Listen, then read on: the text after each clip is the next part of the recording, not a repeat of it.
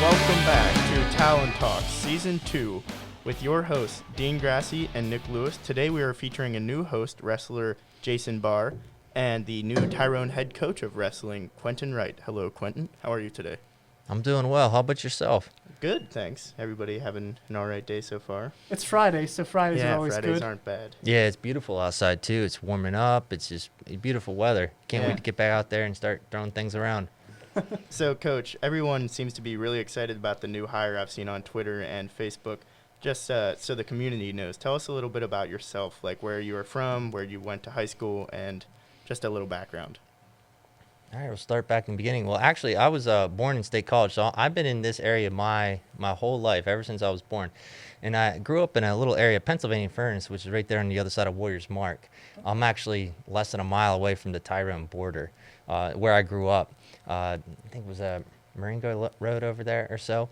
I think it's called, not Huntington Furnace. There's a road over there that distinguishes between the Tyrone School District and the State College. But I grew up on an 87-acre farm over there. So I've been coming over to Tyrone getting Gardner's ice cream ever since I was born. And so I know this area. And plus, the OIP downtown, they make the best pizza in the area. So that's shout out. Yeah, that's a bonus. And I got to eat there at least once or twice a week, especially during COVID. But so I grew up here my whole life. And then whenever I was about I got into wrestling, and when I was in 8th grade, my brother was having problems with the State College Area School District because they know everything. And they changed things up. He wasn't doing well in school. He had a little bit of reading, needed extra help in school. So we ended up moving to Bald Eagle area whenever my brother was in 10th grade and I was in 8th grade.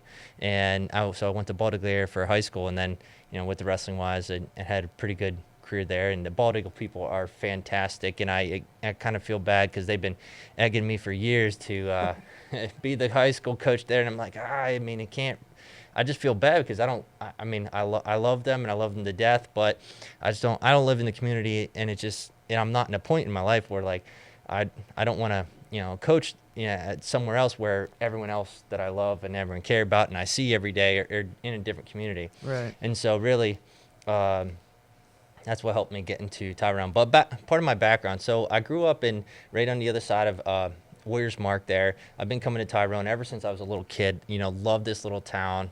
I just love the area. You have the Irish festivals, and you have the different things you would do in the summertime. And especially I just know Tyrone for their Gardner's ice cream and candy shop and their fantastic OIP and Max, huh? Yeah, OIP. Actually, that's all you need to know. Yeah, but whenever I was growing up, I didn't know about Max Market, which is the gridiron. It's fantastic, and also East End Hoagies. I didn't know about that too, so that was like a new discovery whenever I started living here after I met my wife at a Penn State football game. And then the old Earl Harris, who used to coach here, he called me out of the crowd. He said, "Come over here." Well, 2 hours later, I'm talking there, winking at the wife, or future wife. Yeah. We started talking, and that's how I kind of got involved and ended up getting involved with Tyrone there. But just a little bit more about my background. Getting back to it, I get sidetracked real quick about the things. My mind just starts going, and That's it's all right. good. That's there. good. Yeah. So I grew up, and I started wrestling. I was 7, 8 years old or so, over with the State College area elementary program, and then my dad, he wasn't really a fan of it.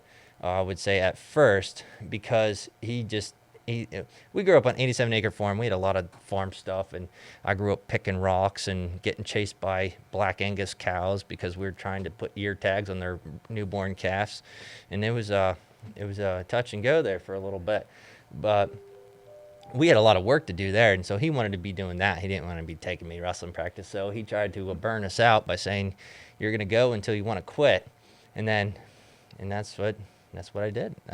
You kept wrestling, and we got better. And like I said, when we got a little bit older, going to different tournaments all around the country, just keep getting better. Involved with a guy named Ken Sherdo, who was a big name in the area at the time. And then I moved to Bald Eagle area, which they were back in 1999. Bald Eagle had the #1 team in the country, and they just have such a good tradition. So we ended up moving like I said, when I was 8th grade, my brother was 10th grade. We moved over there, and I finished high school with Boulder area. And then at that time, I was good enough where Penn State called me up and said, and they'd known me ever since I was little. I was recruited by the old coach, Troy Sunderland, who was actually a Mount Union guy. He's originally from Mount Union, so they gave me a scholarship, and then pretty much I'd say everybody in the area kind of knows what happened after that. Went to Penn State and had a fantastic career. And after 1 year under Sunderland, and Coach Cale came in, and Cale Sanderson, the legendary Sanderson, and we call it Sanderson and Co. for his brother, and Coach Casey Sanderson and Company. And they just did a fantastic job and had a awesome, great career there, and I learned a lot from them. So the way I'm hearing this is you went from a little cow wrestling to wrestling some state championships in high school, correct? You were absolutely. I mean, I'll tell you what, them cows are mean. Yeah? Oh, good. And here's the worst part about it, just a funny story. I'm scared to death of them. Yeah? Oh, my God, yeah. Like, one time we had a cow, and cows are funny. They and Black Angus is mostly just done for meat. They're raised for their meat quality. And I was in 4-H too, but like I did 4-H with I think it's Center County program. We went to Center County, the Center County Grange Fair. We showed beef cows like back in the day, but man, I was just scared of them. I was scared of them cows. One day the cow ran me out. My dad says, "Oh, there's nothing to be scared about." So he put me back in there. He put me back in the pen with the cow that just, I don't know why, cow just, ran at me, and I just got scared, and I ran out, jumped over the fence, and he said, "Oh, you can't be scared of that." So he puts me back in the pen, and when my dad went around the corner, I jumped in the old poop spreader. Yeah. And that's where I hung out for the hour or so. So not only did that, I was scared and stunk. Yeah. So with 4M, the private camp you run, what are you going to plan on doing with that now that you're the new coach? Yeah, so the Forum is a little wrestling club that I do with Coach Jason Bainey, who used to coach here for like 7 or 8 years. Jason Bainey, he was the junior high coach, I think back in maybe 2003-4 range up to 2006 or so. And then he went up and was the high school head coach up at West Branch. And so the 4M started about 5 years ago whenever I was ending my college career, and I said to Coach Bainey up there at West Branch, I said, "Hey, we have all these kids up here," because I did a camp up there at their high school. We had about 30 kids, and they're the same 30 kids that I seen coming down to Penn State's wrestling room over the past 5-6 years. And so I said, "Hey, if we start a little wrestling club up here, I'm sure we get at least 30-40 kids, and we're going to cut down the travel time for these guys, going from St. Mary's and Du Bois and Clarion, driving all the way to Penn State." And we happen to have a parent there. The guy's name's Greg Denochik. He said, "Well, I'll put it in the back of my garage." And that's how it all started. So we started a little wrestling, and I'd say really continued it, because the name 4M stands for Mighty Mountain Mat Men. And it was a club that was started, 20 years ago over in Bald Eagle area.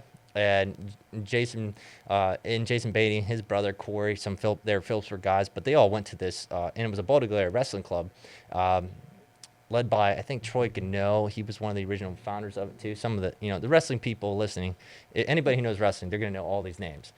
So they were a part of this wrestling club, and it was over on the Snowshoe, which in Bald Eagle area we call the mountain folk. And so but they were all tough, and they had good values, and everything that I'd say Penn State is that teaches currently. So we kind of like took over that name, and we did the 4M Wrestling Club, and that's what we've been doing. We do Tuesdays and Thursdays, anytime after Labor Day to Memorial Day. So we have about 3 more practices at 6:30 to 8 o'clock at night. And Greg Denochik, we started out in the back of his garage, and we just get a ton of people, and they keep coming back, and we've had quite a few state champs come through the program. Wow. But what we're going to do with that is, I'm going to still continue that, because that was part of the things that when people were in the community were asking me to join, you got to apply for this position. And, I really thought about it, and then I know my current employer, they allow other, people to do coaching and stuff, so I think I can work it out with them that I'll still be able to do that. And I'll still be able to kick your butt outside of practice. Oh. Sounds like a challenge. Yeah, how about it? I think he's calling me out. I'm calling you out and throwing you down. We'll see. So, what was it like to win the championships, like national championships? I mean, what were some feelings? Oh, it's great. It's always fun to win. It doesn't. Hey, it doesn't matter if it's a game of baseball or if it's a game of a video game or whatever. Hey, winning is fun. It's always fun to come out on top. And so, but winning those big experiences, starting back in high school. For some of the people don't know that my high school wrestling career, I was a 3-time Pennsylvania State place winner, and in Baltimore area at the time we were in AAA, so the bigger classes. I was a 3-time place winner in the state of Pennsylvania. I didn't place my freshman year because unfortunately I lost to the state champ, and the guy who ended up taking third my freshman year. But then after that, I took second as a sophomore. And then I won it as a junior and senior. In my junior and senior year, I went 80-0. Wow. That's Yeah, crazy. so I went undefeated both those years. I was tough. Yeah. You wrestled with Ed Ruth your junior year, right? Both my junior and senior year. So this guy, legendary for people who know wrestling, this guy named Edward Ruth. He was from Susquehanna Township in Harrisburg, and he was a little unknown name. But in Penn State, he ended up going like, I don't know, maybe like 130 and like 2 losses at Penn State University. He ended up being my teammate. Yeah, 3-time NCAA champion, and took third as a freshman. Yeah, awesome. And people don't know that, but I beat him twice. Yeah. I'm the reason. Now the people know. Yeah. Let it be known. Let it be known. I never lost to him, but it's not because I won't tell people. It's not. You don't win just because you're better. You win because you have more points. That's what it comes down to. It's like it doesn't matter. Wrestling's just a game like everything else. It's about points, and the goal is to have one more point at the end of the time. Like I'll be telling the wrestlers too this year, like, listen, we didn't lose, we just ran out of time. I'll give them that perspective. But getting back to the old Ed Ruth, I beat him in the semifinals of the state championships 2 years in a row, and it was my junior and senior year, so that was part of my big wins. But yeah, I had to outsmart him there because I'll give you an example of how good this guy was. With the cradle, I know. Oh, yeah, he would pin everybody. That's how I beat him the first time. I knew he had this cradle, but I also knew that he was very raw. He didn't really understand wrestling very well. So he tried to hit this cradle, or he was pinning everybody with these cradles or getting points. And so when I wrestled him as a junior in high school in the state semifinals, I let him get that cradle, and I let him lock his fingers just a little bit. And I was banking on my ability to break his lock by not allowing him to get enough, and that he would try to take me over to my back. And when he did that, I held him on his back. I pulled my arm out, and I held him on his back for about, I held him for the rest of the period. Ended up getting 5 points. Ended up winning that match 7-5. So he got 5 points, and most of my points came from that one big move. And then the next year, knowing how good he is, one thing that we were at a holiday tournament, and he had something with grades, like teachers didn't let him be eligible during a period, and so we were at a tournament in Cumberland Valley, and he just lives right down the road from there. And I ended up drilling with him, and I tried to convince him to go up the next weight so I didn't have to wrestle him. But he didn't listen to me, and so I wrestled him in the semifinals of the state tournament that year. And I think after the first period, I was up like 8-2. So I just got as many points as I could. I won the match like 11-10. Wow. Yeah, I mean, because I knew the thing with him is that he was a very slow starter, and I tried to get as many points as I could in that period. So I bet I could go on wrestling stories forever. I have so many of them. So I think the community is interested in this part, but you, of course, were a part of like Coach Cale Sanderson's program, and you were a national champion twice, right? Yep. Yeah. So 2.9 times. Yeah, yeah. So people, what parts of his coaching experience are you gonna bring into yours, and what plans do you have with this team for Tyrone? Pretty much everything that he does at the college level, that's what I want to bring into the Tyrone program. It was a fun thing because I got to see what he did from the starting of his career at Penn State to make it as dominant as it is today. And those are the same things in it with one, community or fan involvement, two, talent, getting the talent in the room, getting the right kids in the room, teaching them the right philosophy, not just and wrestling technique will come, but ultimately winning will come with all these great other things but you got to do all these other things. It's like building a house too. You got to make sure that the foundation is good before you put the house on it, because everything's going to be distorted and it's going to start breaking and falling apart over time. So that's the same thing that I look to do here at Tyrone. Now, nice thing about Tyrone is we got a good head start. Terry Tate did a great job of getting things going, and plus the current people involved in the elementary program. We got kids coming out, and as I learn more about this process and the people involved, that's really the key. We have good people involved here. It's just a matter of now I'm going to bring in and maybe structure it a little bit better to take these kids to that next level. And it's not just wrestling, too. I mean, one thing people don't realize is that wrestling is such a good base. It's that base of that house in which everything else can be built upon. And I go back to my home of Bald Eagle area. They won when we were the national champions, the best team in the United States wrestling-wise, high school team, back in 1999. People don't realize, but that year we also won the district title in football. We won the state, I think, AA track title. So, and I think in baseball, we made it to the state tournament. So these kids, they were multi-sport athletes, but, they were able to take that, what they've, the toughness and the grit and what they, and the discipline in wrestling, and they applied it to all the other sports, Right. and they were able to have such success. And that would be my goal with Tyrone as well, is that, we use wrestling as that base, get them started in elementary, and as these kids, they go into basketballs, they go into softballs, they go into, by the way, I'll throw this out there too, not just guys. I want girls to be wrestling as well. Yeah. There we go. Yeah, we got to get girls involved here. I mean, look at the girls wrestling. It's in the Olympics. It's an Olympic sport. It's the fastest growing, college sport here. Man, we got to get these women out here and just kick some. And by the way, women are better than guys in the elementary age. Just throw that out there. So if you lose to a girl, which, another funny story, that's how I started my wrestling career. I went over to State College elementary program, my first practice there. I was getting my butt kicked by, I forget her name, but her last name's Bozak. Unfortunately, that's the older sister of the Bozak that beat me in the NCAA finals 20 years later.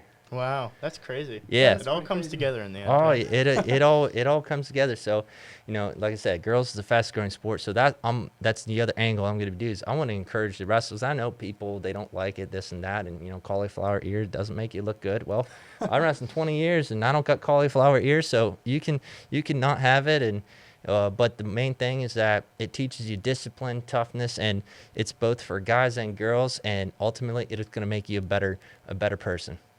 All right. So, what are your plans for this coaching year as a head coach? Oh, geez. I mean, really, just it's the first year learning what's going on, how it all works together, putting tournaments together, how the structure of everything works. It's going to be a lot of learning experience, but the goal is always the same: to be the best that we can be. That's going to be focused. To be the best that we can be. I don't know how good that is. We got to find out. Ultimately, I think I said to Center Daily Times, they had a news article yesterday that the individual, to win an individual state championship is the ultimate goal, within high school wrestling. And for the team aspect is to win the team dual title. And I think the last time Tyrone was in the team championships was back in 2007, I believe, or 2000. Yeah, about 2006, I think. Now's when, I think A.J. Shop was coming through, Ronnie Garbins was coming through. Terry Tate was on the team. He ended up being a state champ that year. I mean, Tyrone had, they had some really tough teams. We 2 years ago, we went to district duels. We got beat out. Yeah, I mean, it's super hard to make it to the state tournament as a team, but it's a lot of fun if you do. It takes a lot of hard work, and it takes years of working towards that goal, a group of kids working towards that goal. And I know Tyrone, we got the kids, we got the toughness. One thing I do remember about Bald Eagle area, whenever I was wrestling there, and even growing up too, when that kid had that Tyrone, when he was from Tyrone, I was just like, oh, crap. Now I got to wrestle because this kid's going to be tough. And that's one thing about the people and people in Tyrone and all their athletes is that we're tough. You guys don't back down, don't give up. And that's a good start. it's easier to start from that point. Right. And so that's one thing about Tyrone too that I absolutely love too, is that you guys are as tough and rumble and like to kick butt just like me. Yeah. All right. Well, Quentin, thank you for interviewing us, or letting us interview you. And we hope that the people with Tyrone they'll always be behind you, and we're glad to have you as part of our wrestling program. Agreed. Yeah, thank you so much. Thank you, Quinn. If you like today's podcast and you want to hear more, you can catch us on Spotify, Apple Music, and any other streaming services.